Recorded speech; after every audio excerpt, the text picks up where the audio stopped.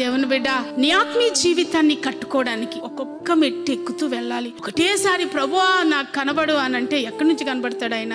ముందు మనుషులను చూడడం మానుకోవాలి, మనకున్న ఆస్తిని చూడడం మానుకోవాలి, లోక సంబంధమైన ఆకర్షణను చూడడం మానుకోవాలి. నెక్స్ట్ దేవదూతలు మనకు కనిపిస్తారు. దేవదూతలు కనిపించిన తర్వాత అంతటితో ఆగిపోకూడదు.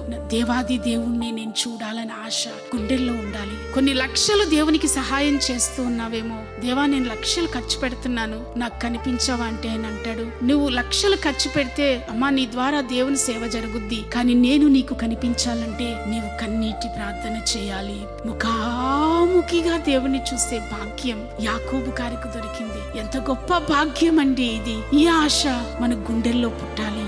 దేవాది దేవుని ముఖాముఖిగా నేను చూడాలి.